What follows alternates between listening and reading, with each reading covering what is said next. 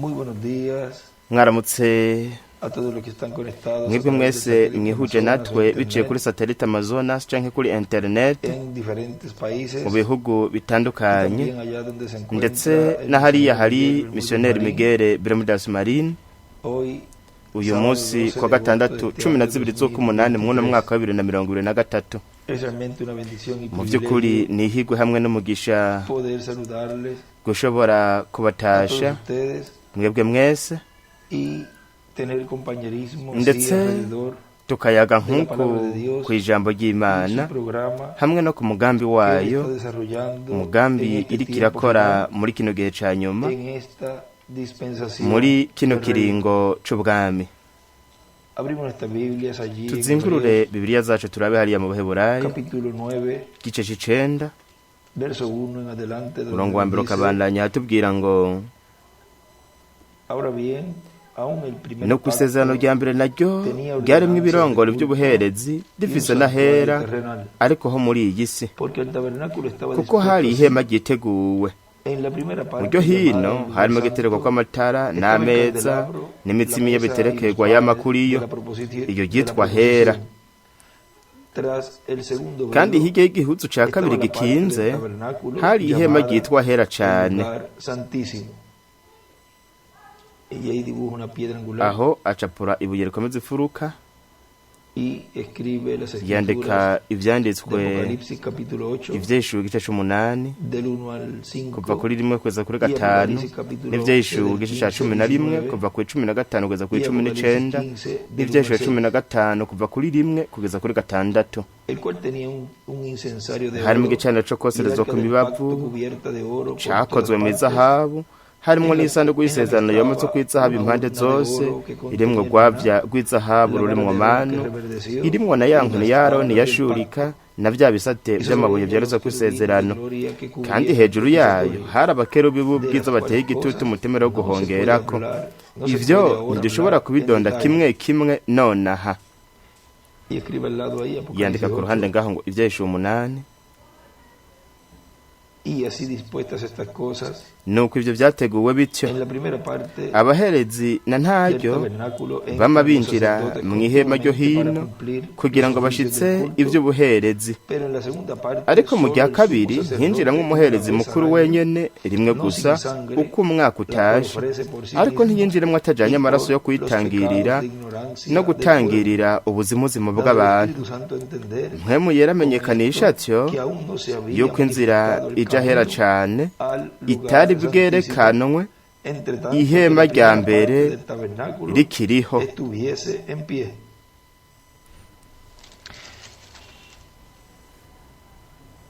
El velo, igitwikirizo el camino a inzira la victoria. igana ku Pueden tomar ntsinzi asiento, por murashobora favor, gufata en ivyicaro estos vyanyu muri breves minutos que estaremos ino minota mikeya aho abordando sobre este tema tugiye kuyaga kuri kino cigwa en una de las Biblias también. muri él imwe escribe muri bibiliya ziwe naho nyene yari yanditse el tercer cielo, o sea, ijuru arriba rya de este gatatu no kuvuga ngo capítulo hejuru 9, y'iki canditswe co mu baheburayo 9 escribe el tercer yanditse cielo ngo es igual ijuru rya a la gatatu séptima bingana dimensión. uburinganire bw'indwi Moisés mose y San Pablo na mutagatifu pawulo fueron allí y baragiyeyo vieron el templo babona celestial ingoro yo mw'ijuru y vieron el templo celestial. babona También ingoro yo el mw'ijuru apóstol Juan, ndetse n'intumwa mutagatifu yohana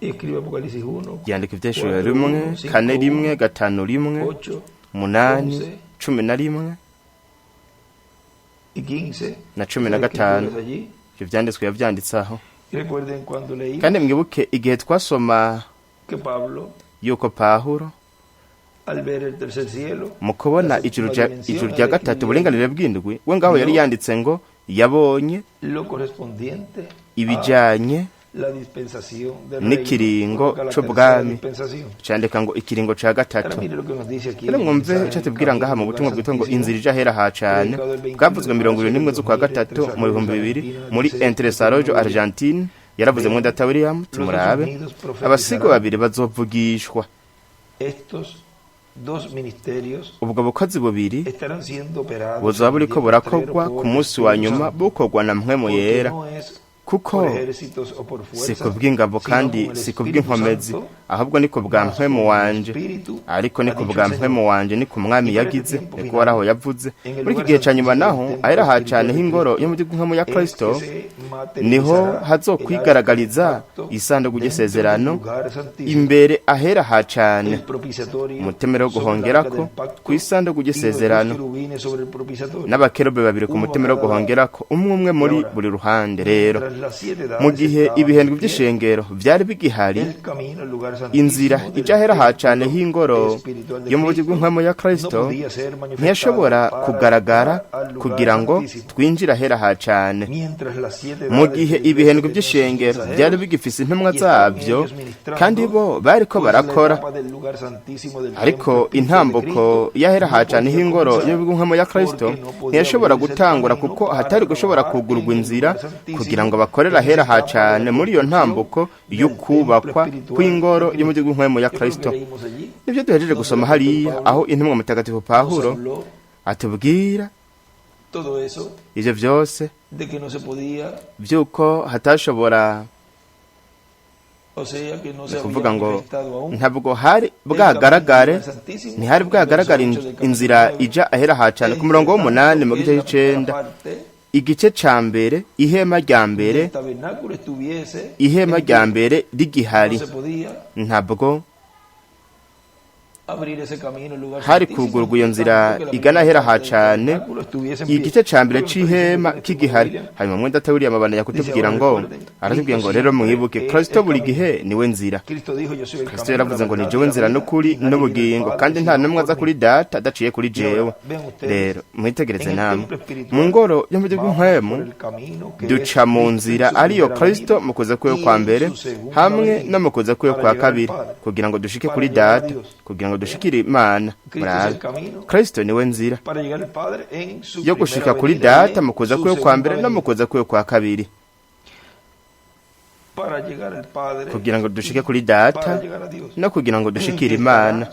Azoba ari ku mutemero wo guhongerako mu ngoro yo mu mpwemu ya Kristo, nk'uko ari ku mutemero wo guhongerako mw'ijuru, kuko umutemero wo guhongerako ni intebe y'ubwami y'Imana, icicaro c'Imana. Aho iyo hari amaraso y'impongano kuri iyo ntebe, nuko rero haba hariho imbabazi. Iyo ataye ahari naho, nuko rero aba ari intebe y'urubanza. Mu butumwa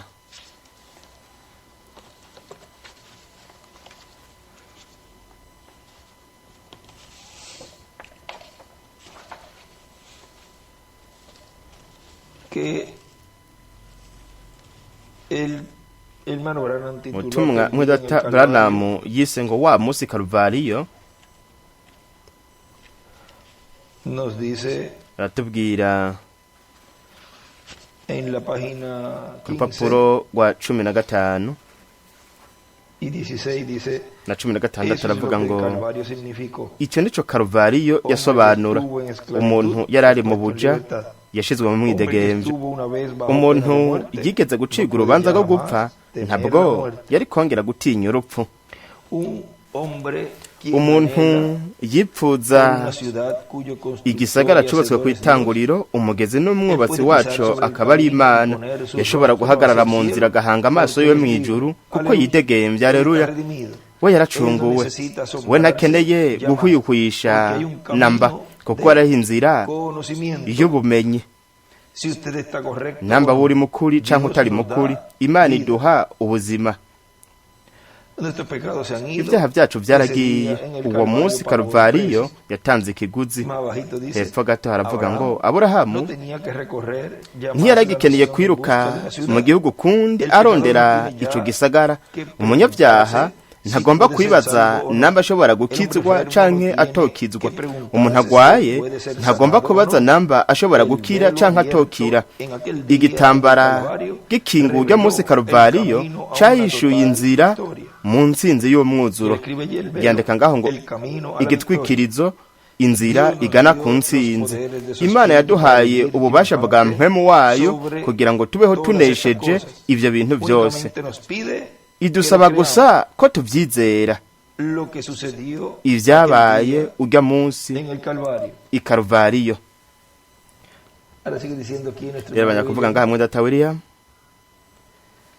ahora miren, rero murabe mientras Jesús mu gihe Yesu estaba en la tierra en su yari akiri ku ministerio, isi mu bukozi bwiwe bwo ku isi cumpliendo ashitsa la primera venida del ukuza Mesías, kwa mbere kwa Mesiya, el camino no inzira estaba abierto todavía ntiyari hasta bwahishurwe que Cristo llevó a cabo kugeza la igihe obra de Kristo redención yakora del igikorwa Calvario, c'ubucunguzi ku musaba i murió, Karuvariyo, resucitó, arapfa ascendió al arazuka cielo. aduga mu ijuru. El velo es Igitwikirizo el mismo Cristo, ni Kristo ubwiwe, su cuerpo fue umubiri el velo. wiwe niwo wari Y igitwikirizo. ahora Rero podemos ver que turashobora kubona en el ko templo espiritual mu de ngoro Cristo, yo mu nk'amo ya Kristo, hasta que Cristo no termine su Kristo obra de atararangiza intercesión igikorwa cyo en el cielo, kutuvuganira mu y reclama ijuru todo lo que ngo era yisubize recibido por su abo sangre yacunguje preciosa, amaraso yiwe igiciro no bose, estará abierto ntabwo el camino hazohishurwa al inzira lugar santísimo igana para ahera el ha Dios cane milenial. mu nganje y'ubwiza y'imyaka Pero igihumbi. cuando se cumple Ariko igihe todo el hashitswa programa divino umugambi w'Imana de la wose edad de la piedra wo mu gihe angular, cy'ibiruko bizifuruka, y Cristo haya hecho Kristo su obra de nawe reclamo, akaba yamaze gukora igikorwa cyo entonces kutuvuganira, ya estará abierto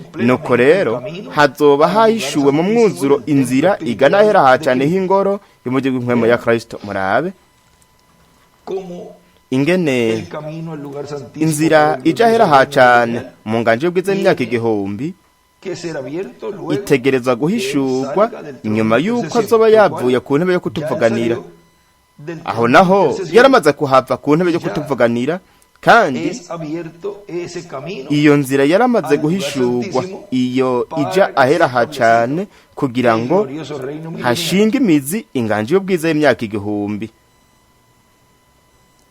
Y en este mismo mensaje, Kandi muri buno butumwa nyene, en esa misma página kwa runo 16 rupapuro nyene rwa abajo, 16 en el hepfo, Calvario donde estamos wa leyendo, musi dice, Karuvariyo, aha turiko "Ya no turasoma haravuga tiene ngo que preguntarse usted más de eso, wowe ntugomba ya no kwibaza hay kuri más ivyo, conjeturas de ello, ubu todo ello nta está vyo fuera. kubihwihwisha, El ivyo velo byose está biri puesto hanze, otra igitambara vez hacia carashizweho, atrás, la carashizwe cortina, hariya y inyuma estamos irido. colocados sobre una Ubu carretera, twarashizwe mu ibarabara, atari kugira ngo twibaze namba, ahubwo kugira ngo twizere kandi tubandanye tuja imbere, tugende dutumbereye neza neza mu kugaragara gukomeye kw'Imana. Yandika ngo ahera ha cane n'akarongo kerekeza mw'ibuye riko bizifuruka yacapuye n'ibihe vy'ishengero, n'akarongo ako karongo kerekeza mw'ibuye riko bizifuruka, no kuvuga ngo tugende dutumbereye neza neza mu kugaragara gukomeye kw'Imana. Yandika ngo ahera ha cane, akarongo nako kerekana yuko ari mu gihe c'ibiruko bizifuruka,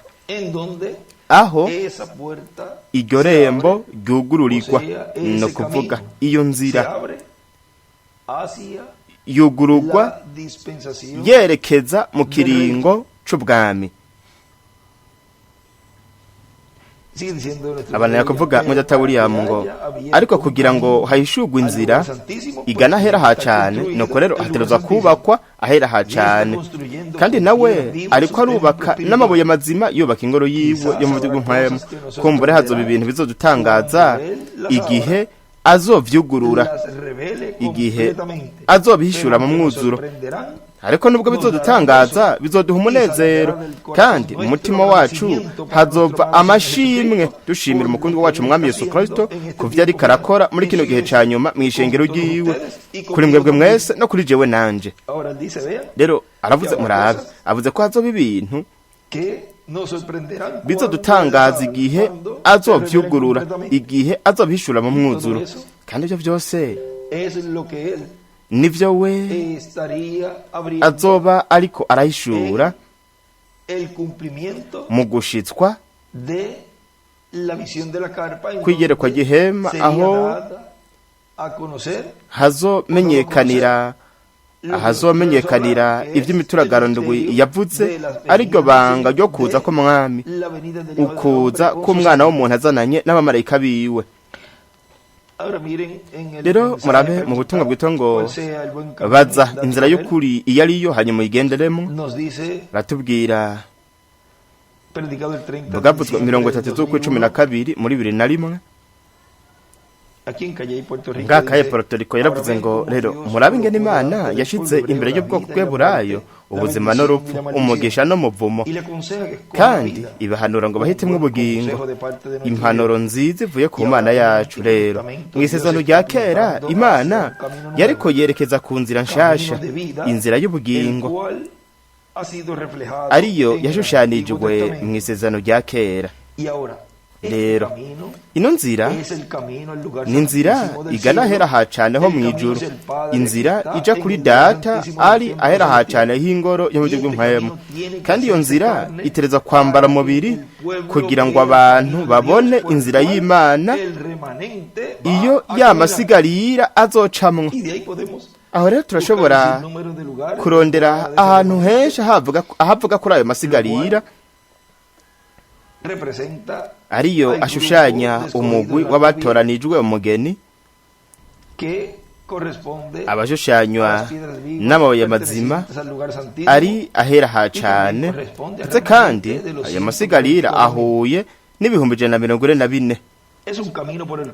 Ni inzira ubwoko bw'Aburayo butaciyemwo, gusa bayiciyemwo bashushanya iyi zoba ari inzira nshasha igana kwa Data, inzira ija ahera hacane, ari itari bwahishurwe ahera hacane. Ni ukuvuga murabe mu gice co hanze mw'ibaraza herekana canke mu gice co hanze, ndetse twashobora kuvuga ngo mu isezerano rya kera herekeza kuri iyo nzira. Iyo nzira yari kugurugwa, iyo nzira yari guhishurwa kugira ngo yinjire ahera. No kuvuga ngo ishusho n'ingero bya hariya, ishusho n'ingero y'umwagazi w'intama wari gutangwaho ikimazi, byashushanya byagereranywa n'urya mwagazi w'intama utunganye, ari wo yari inzira yo gushobora gushika kuri Data, kuko yavuze ngo ni jewe nzira n'ukuri n'ubugingo, kandi nta numwe ashobora gushika kuri Data adaciye kuri jewe. No kuvuga nta numwe azoshika kuri Data wo mw'ijuru adaciye muri iyo nzira. Kandi Kristo ngaho yaratubwiye muri Data William, yatubwiye yuko ari we nzira igana kuri Data mu kuza kwe kwa mbere hamwe no mu kuza kwa kabiri. Nta numwe aza kuri Data adaciye kuri jewe, niko Kristo yavuze. Rero murabe ingene hanyuma ahera mu bihe by'ishengero hariko hatunga urutoke herekana ahera hacane. Murabe ingene bigenda birakurikirana buke buke. Ico gituma yavuze mwabwa butumwa twasoma mu kanya, yavuze yuko turiko turaja imbere. Yavuze ngo tugende twerekeza neza neza mu kugaragara gutunganya kw'Imana. No kuvuga ngo nukubananya tuja imbere muri iyo nzira, kandi havuga ngo nukwizera gusa, hanyuma ukabandanya gusa uja imbere.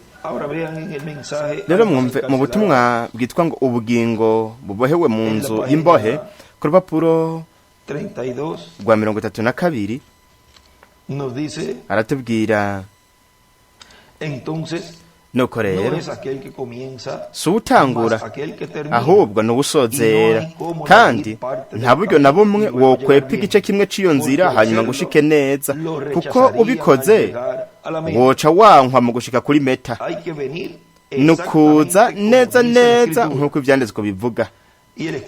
Aho yandika ngo ntabwo umuntu ashobora gukwepa igice kimwe c'inzira, kuko wewe ushitse woca wankwa. Acapura ngaho inyenyeri ya Dawidi. Edo murabe iyo nzira nukuza kwa kabiri kwa Kristo. Mu gitabo c'imirongo ku rupapuro rwa 60 agace k'amajana 527, aho haratubwira, kandi uwo murongo bawushize mu nyigisho za Bibiliya. Hari agace rero kugira ngo dusome uno murongo wose kuko ni muremure, hanyuma namwe murashobora kuwisomera wose mu muzu. Ku rupapuro rwa 60 agace k'amajana 527 haratubwira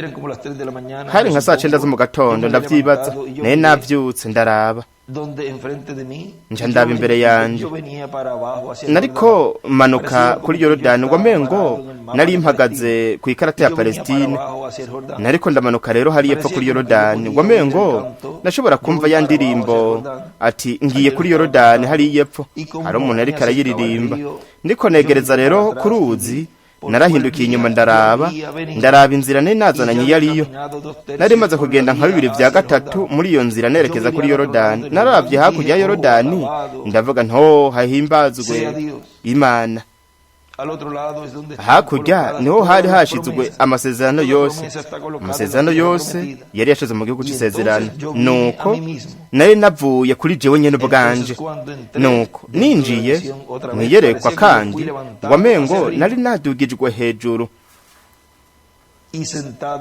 nicaye mwibarabara ripfunganye ndi kumwe na mwene data umwe sinigeze menya uwo mwene data uwo ari we acapura inyenyeri ya Dawidi rero ngaha bandanya avuga reka tugarukirize ngaha kuko niwe yaciye yandika muri izo nyigisho za Bibiliya kuri uwo murongo aho yanditse ngo inzira yo mu kiringo c'ubwami ari yari Kristo mu kuza kwiwe kwa kabiri kandi iyo niyo nzira igitwikirizo inzira igana ku ntsinzi mu kuza kwiwe kwa kabiri mu kuza kwiwe kwa mbere naho nyene yari inzira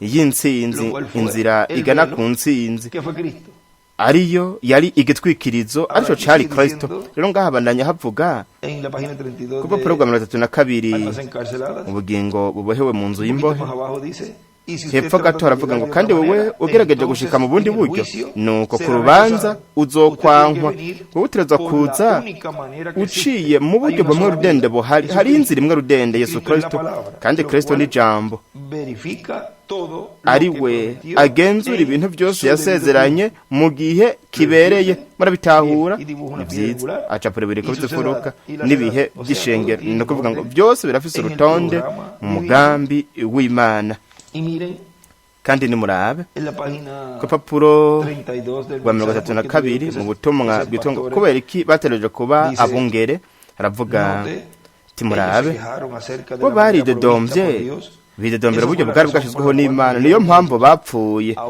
rero mwitwararike mu vyitwararike uno mwihwezo wa nyuma ntobacike bo baridoze ivyatumye bapfa mu bugaragwa nuko bidogeye uburyo bwari bwashizweho n'Imana umuvugishwa uburongozi bw'umuntu mbwira nigari igihe Imana yigeje ikoresha umugwi w'abantu kugira ngo irongore abantu tuzigera bisanga muri Bibiliya yandika ngaho ngo baridoze bidogera inzira yashizweho n'Imana hanyuma batandukanywa n'Imana burundu ibihe bidashira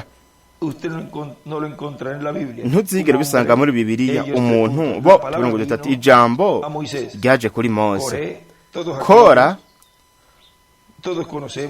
twese turazi yuko we nyene yiyegeranirije hamwe aridoga ko Imana itari igororotse mu gukora ibintu nk'ivyo mu kugira umuntu butumwa yavuze ngo twese turabera yandika ngaho ngo umuntu hamwe n'ubutumwa kubera iki tudashobora kugira idini kubera iki tudashobora kugira tuntu dutatu ngo dukosora ivyo tugira ibi na biriya Imana yabwiye Mose ati tandukanye nawe ivyo narabigize bihagije mwibuke Yuda avuga nk'ivyo nyene mu misi ya nyuma ivyo nivyo kuri bo bahoneye mu bugaraji bwa Kora vyongeye turazi ivyabaye kuri Kora ndetse n'ababandi babazagiza ku ijambo ry'Imana hamwe n'ubwenge bw'Imana bw'urya murongozi bwa burya burongozi bw'umuntu umwe wese muri bo yarahonye Ahora vamos, rero reka yandika ngo barahonye. Reka rero turabe en el pastor profeta, Imana mostrándonos su mu fruto, mupasiteri w'umuvugishwa yerekana en la próxima imigambi yayo muri kazoza mu ijwi ryayo ry'ikimenyetso ryo muri kazoza. Yandika ngo uburongozi bw'Imana, de Dios, en uburongozi el hombre, bw'Imana en mu el muntu, pastor profeta. umupasiteri w'umuvugishwa, umwungere w'umuvugishwa. Y en el mensaje No mu butumwa almas encarceladas ubugingo bubohewe mu nzu y'imbohe, también nos habla nawe aratubwira en la página ku rupapuro 39 rwa 39 abajo hepfo y 40 na dice, 40 haravuga y noten bien cuando vino la timurabe tercera neza etapa de igihe su hazuka kwa ministerio, gatatu k'ubukozi primero fue bwiwe. la sanidad Ubwa de los mbere enfermos, kwari ugukiza la segunda abagwayi, fue la condenación de ubwa las kabiri organizaciones kwari y el ugucira ku profetizar rubanza amadini de lo que habían no hecho, guhanura lo que era ivyo y bari lo que barakoze, estaba por venir. ivyo bari barakoze Así hamwe es. n'ivyari bigiye No es kuza verdad. nuko yabikoze. Pero su tercera Mbega si ukuri? etapa fue Ariko cuando ubwo bwiwe predicó kwa a los gatatu perdidos ni igihe que no yabwira podían ser salvos, ubutumwa salvos jamás. abazimiye batari bagishoboye gukira. Están aquellas Bari bari corazones hariya pintados, ahari hari ba bandi bose amaso yabo yari asize amarangi. Yabwiye ubutumwa ubugingo bwari buri kuzimu, aribo batemeye imbabazi, ahubwo bakaba bari baratandukanijwe no kugaragara kw'Imana burundu. Ariko yamara que reconocer bategerejwe kumenya ico yarari, kuko Imana hizo lo que era. yamugize ico yarari. Aca kuri inyenyeri ya Dawidi. Aho niho yanditse rero ngo mu gihe kwa gatatu Tuvieron bategerejwe kumumenya. Ni ukuvuga ngo biteba bitebuka que reconocerlo. bazotegerezwa kumumenya. Y miren lo que sigue diciendo aquí. en Kandi la nimwumve Biblia. ico abandi kuvuga ngaha mwe data William. Este es el camino. Estoy Iyi niyo nzira leyendo el mensaje ndiko nsoma mu butumwa bwitwa ngo Consejo del baza camino y andad inzira por él. y'ukuri yariyo uyigenderemo. Este es el camino Iyi de niyo vida nzira que va hacia y'ubugingo igana hariya hejuru, igana hera hacane h'ingoro yo mu gihugu mpayemo. Iyo nzira turabona yuko itunganye cyane, kugeza ubwo n'umuntu w'ikigugu, n'umuntu atigeze kwiga anda por este camino, aciye muri iyo no se nzira extraviará, ntabwo azozimira, no tropezará en ntabwo azotsitara muri iyo. Mwibuke el camino es el inzira velo. ni igitwikirizo. Pero mira, él dice, Ariko murabe ngaha haravuze ngo este camino ino nzira tubona yuko itunganye cyane, kugeza ubwo n'umuntu w'ikigonde, n'umuntu atigeze guca ku ishuri aciye muri iyo nzira ntazozimira, ntabwo azotsitara. Kandi Kristo niwe yugurura iyo nzira. Imana niyo yugurura iyo nzira nshasha ku bw'ihanga ryayo. Ni ukuvuga ko eso que dijo ivyo vyavuzwe na marayika bibwira Yohana, yamubwiye ngo Yohana, ivyo vyihoze no escribas eso ntuvyandike porque kuko tropezarán con eso. vyobatsitaza. Murabe Ese es el camino el iyo cual niyo nzira iba a ser abierto yari para una kuzohishurwa nueva dispensación, ku bw'ikiringo gishasha para llegar al Padre kugira ngo y ishike kuri ser el data, mismo Cristo. kandi yari kuba ari Kristo El nyene mismo ubwiwe, ángel del pacto, wa wundi nyene marayika w'isezerano, Él que estaría niwe en medio de la iglesia yari kuba ari hagati mu abriendo ese ishengero camino a través del velo. ahishura iyo nzira biciye muri ico gitwikirizo. Todos Kandi los que estarían entrando abantu bose bari en kwinjira ese camino muri iyo nzira estarían bari kwizera, nk'uko bivugwa hariya hamwe twasoma solamente ati creer. no kwizera gusa. Dice Aravuga solamente creer ati y ni ukwizera caminar gusa hacia adelante. hamwe no kubandanya uja imbere. Ni ukuvuga ko Por más torpe que sea, nubwo no se wowe uri extraviará. kigonde gute Hay un ntabwo canto uzozimira. así también, Hariho n'indirimbo ivuga que habla nk'uko ivuga Porque los ati kuko entendidos abagize ubwenge entenderán. bazotahura. Le dijo allí Vyabwiwe Daniyeli el hariya, arcángel Gabriel. abibwirwa n'umumarayika mukuru Gaburiyeli, Los entendidos ko kw'iherezo entenderían. ko abagize ubwenge ko bazotahura kandi bakazoba bariko barongorwa El velo, n'igitwikirizo el cual es el camino, ariyo ari inzira igana ku ntsinzi. Murabe ubutumwa bwitwa ngo umurongozi nos dice haratubwira en este mensaje, muri buno butumwa en la página 14, ku rupapuro rwa 14 dice, haravuga ngo Dios les dijo, imana yababwiye yuko izobarungikira umurongozi azobarongora mu nzira, kandi mu gihe bo bariko bakurikira iyo nkingi y'umuriro bo bari bameze neza. Yarabarongoye ibashikana no mu gihugu c'isezerano, nuko aho niho yategerezwa kubashikana. Hanyuma Yosuwa wa munyentambara akomeye, muribuka umunsi yababwiye ati nimwiyeze, ku munsi ugira gatatu imana izokugurura Yorodani ngaha tukajabuka. Yandika ngo Yosuwa igice ca gatatu, umunsi wa gatatu, umunsi wa nyuma. Rero murabe ivyo yavuze, ibi birampimbara. Mu vyanditswe yavuze ngo mugume muri hafi y'isanduku y'isezerano, kuko mutigeze guca muri iyo nzira. Mbega isanduku ryari iki jambo? Ntimuce mu nzira zanyu z'amadini, mugume muri ngaho inyuma y'ijambo, kuko mwebwe ntimwigeze guca muri iyo nzira. Yandika ngo isanduku bingana ijambo. Aho yari yarahacapuye, hamwe tugatangura gusoma, yari hacapuye ibireko vy'imfuruka n'ibihe vy'ishengero. Murabe, ntabwo umuntu ashobora gufata inzira zigoramye ngo akwepe nk'uko twibwiwe hariya.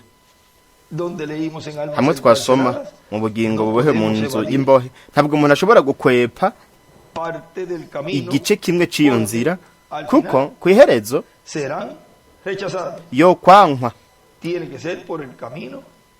Ateruza guca mu nzira yashizweho n'Imana, kandi bo aho havuga ngo baridoze, bidogera inzira yashizweho n'Imana. Ariko murabona yuko ku iherezo banswe. Asozera ngaha mwenda ta William muri no murongo mugufi uyu ndiko ndawasomeramwo, avuga ngo rero iyi ni inzira yitwa inzira yera, aho Imana yezereza abaca muri iyo nzira. Igitwikirizo, inzira igana ku ntsinzi, ku iherezo ni kandi izoba ari intsinzi ikomeye mu rukundo rw'Imana. Arivyo yari yashize mu wa murongo hariya, yanditse ngo icumba gito bingana urukundo rw'Imana, kuko mwiyerekwa gihema niho tuzoshika kuri iyo ntsinzi ikomeye y'urukundo rw'Imana. Twareko turaraba rero nk'uku mu ncamake imirongo imwe imwe y'igicigwa twari twaravuze mw'ino minsi, aho twabonye inzira, igitwikirizo, inzira igana ku ntsinzi mu kuza kwiyo kwa mbere, hamwe n'igitwikirizo, inzira igana ku ntsinzi mu kuza kwiyo kwa kabiri. Ni kuvuga ni Kristo wenyene bwiwe niwe ari inzira, ariko agahindura maske. Ni Imana muri morphe, ni Imana yiyubura. Ivyabereye hariya ku musozi wo guhindurirwako bivuga yuko mu maso hiwe hacitse ukundi. Ni vyiza, reka tugarukirize hano. Igitwikirizo ni inzira igana ku ntsinzi, kandi reka tubwite tuti igitwikirizo ni inzira igana ku ntsinzi mu kuza kwiyo kwa mbere, hamwe no mu kuza kwiyo kwa kabiri. Ese Imana yabahezagira, Imana ikabarinda, mubandanye mugira umunsi w'umunezero wuzuye imigisha y'Imana. Murakoze cyane Missionnaire Miguel Benoriza Marina ku bwa nino higwe mwampaye ryo kubarungikira iri jambo ry'intasho muri iki cigwa citwa ngo igitwikirizo ni inzira igana ku ntsinzi mu kuza kwa mbere, hamwe no mu kuza kwa kabiri. Imana ibahezagire kandi Imana ibarinde mwese.